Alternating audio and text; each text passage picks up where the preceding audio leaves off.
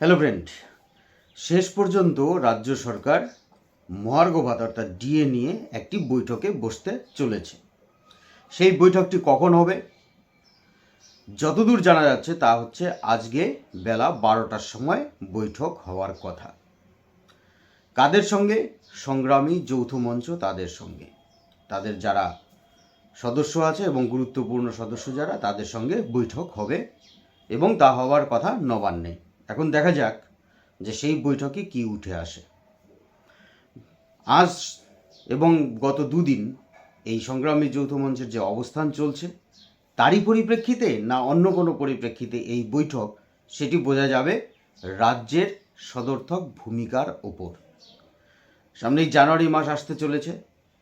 অনেকেই অপেক্ষা করে থাকেন জানুয়ারি থেকে ডিএ ঘোষণা হবে, এক কিস্তি ডিএ পাওয়া যাবে। যদিও বিগত বছরগুলোতে যদি তাকানো যায় তাহলে কিন্তু এরকম উদাহরণ দেখা গেছে যে জানুয়ারি মাসে ঘোষণা হয়নি।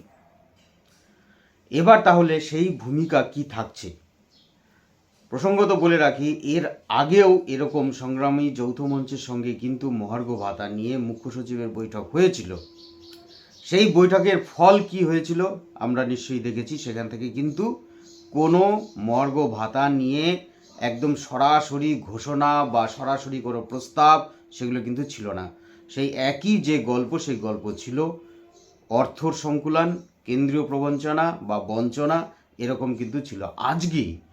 আজকে কি সরকারের পক্ষ থেকে কোনো সদর্থক ভূমিকা দেখা যাবে? অবশ্যই সদর্থক ভূমিকা থাকা উচিত। বর্তমানে যে মূল্য বৃদ্ধি এবং কেন্দ্রীয় সরকারের কর্মচারীদের সঙ্গে রাজ্য সরকারের কর্মচারীদের যে বেতনের পার্থক্য তৈরি হয়েছে, সেই পার্থক্যর নিরসন অবশ্যই দরকার। এবং আগামী 7 তারিখ যে ডিএ মামলা আছে, সেই ডিএ মামলার ক্ষেত্রেও কিন্তু একটি সুপ্রিম কোর্টের ক্ষেত্রেও অবশ্যই একটি গুরুত্বপূর্ণ সদর্থক ভূমিকা নিয়ে এই মামলা নিষ্পত্তি করা প্রয়োজন। আশা করব রাজ্য সরকারের আজকের বৈঠকে সদর্থক ভূমিকা থাকবে এবং সেখান থেকে কিছু একটা পাওনা আসবে। ধন্যবাদ।